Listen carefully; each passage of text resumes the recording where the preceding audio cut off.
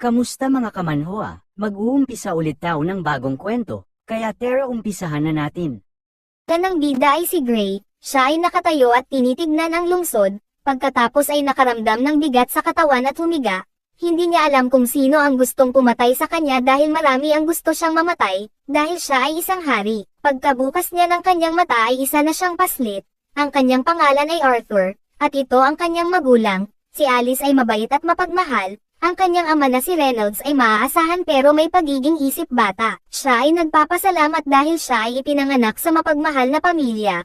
Pero siya ay nakaranas ng paghihirap dahil hindi niya makontrol ang kanyang katawan, hindi niya makontrol ang pagdumi niya, at may mahinang katawan. Kapag iniisip niya ito na isang panaginip ay nababaliw siya. Nakita niya ang mga taong naglalakad bitbit ang mga armas sa nakaraan, at ipagpalagay na ang mga kahinahinalang mga likido ay ibinebenta ng legal. Pero nang nakita niyang gumamit ang kanyang nanay ng mahika ay siya ay sigurado na, siya ay muling nabuhay sa mundo ng magic. Sa dati niyang buhay ay isa siyang hari, pinamumunuan ang mga hukbo, tinatalo ng 1 versus 1 ang mga representative ng ibang bansa sa buong mundo.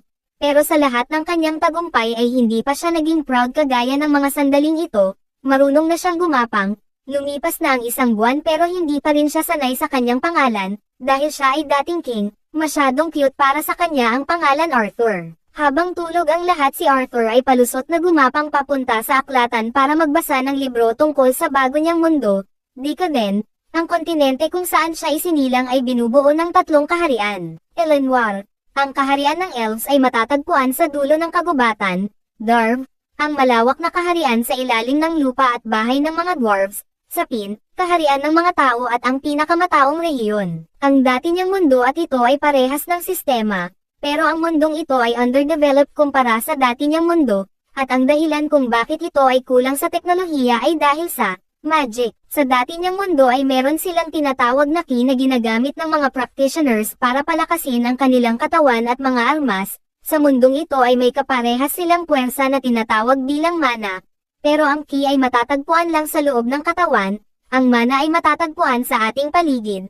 Ngunit sa 100 ay isang bata lang ang nagtataglay nito, at ang mana ay maaring gamitin sa iba't ibang paraan. Ang pinakakaraniwang paggamit nito ay augmenting at conjuring. Ang augmenting ay pinapalakas ang katawan gamit ang mana at binibigyan sila ng lakas, depensa at agility, ngunit ang kanilang kahinaan ay ang limitadong distansya. Ang conjuring naman ay naglalabas ng mana sa labas ng mundo at pinapayagan silang gamitin ito sa kagustuhan nila. Ang nanay ni Art ay isang deviant. Sila ay kakaibang klase ng mage dahil kaya nilang gumawa ng kakaibang restorative mana. Ayon sa libro na ito, nangyayari ang unang awakening ng mage sa pagitan ng pagbibinata hanggang sa pagiging binatilyo. Kapag ang kanilang mana core ay lumiliwanag, ang mana core ay tunog walang kabuluhan kaparehas ng key center ng dati niyang buhay. Para makabuo ng key center ang mga bata ay tinuturuan mag-meditate at pakiramdaman ang fragments ng key sa loob ng kanilang katawan at pagsamahin ito sa iisang lugar. Sinubukan itong gawin ni Arthur hanggang sa malapit niya na itong magawa ngunit bigla siyang kinuha ng kanyang nanay. Sinabi ni Art sa kanyang isip na magsisimula na siyang maglakbay at maging pinakamalakas na mage sa mundong ito. Lumipas ang 2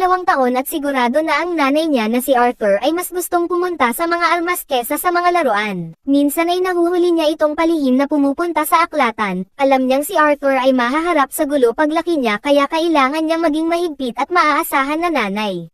Hindi dahil di niya maaasahan si Ray pero nahuli niya itong tinuturuan si Arthur makipaglaban. Sa mabilis na paglaki ni Arthur ay nagtataka siya kung anong magiging klaseng tao si Arthur. Bilang si Ray ang kanyang ama ay sigurado itong magiging interesado sa pagiging adventurer. Pinag-aaralan ni Arthur ang kanyang ama at nalaman niya na ito ay isang augmenter. Nagko-concentrate ito ng 3 minuto para lang palutangin ang mga maliliit na bato. Ang kanyang ama ay mahiling magsanay sa kanilang bakuran at madalas ay gumagawa ng gulo. Ngayon ay sinira niya ang isang puno at ang kanyang nanay ay lumabas para tignan kung ano ang nangyari. Pero si Arthur ay pumasok na at tinignan ang proseso ng pagbuo niya ng mana core. Naglaan siya ng 2 taon para pagalawin ang libo-libong maliliit na fragments ng mana sa loob ng kanyang katawan at pinagtitipon lahat malapit sa kanyang solar plexus. Ngayon ay alam niya na kung bakit ito inaabot ng pagbibinata para mag-form ito ng natural. Ito ay isang mahirap na gawain para sa katawan at isip. Ngunit sa 2 taon ay hindi ito nasayang. Habang nasa labas ang nanay at tatay ni Arthur ay nagulat ito sa malakas na pagsabog at pagsunog ng kanilang bahay. Agad naman prinotektahan ni Ray si Alice. Pero si Alice ay hindi mapakali dahil si Arthur ay nasa loob ng bahay. Agad-agad naman tumakbo si Ray para tignan si Arthur, pero nagulat ito at napaluhod. Tinanong siya ni Alice kung ano ang nangyari pero nakita nila na lumulutang si Arthur at sa murang edad ay meron na itong manakor. Habang nagsasaya si Arthur ay nagulat ito dahil sira na ang kanilang bahay. Bukod sa pag-aayos ng kanilang bahay ay marami ang nangyari sa mga nakaraang taon.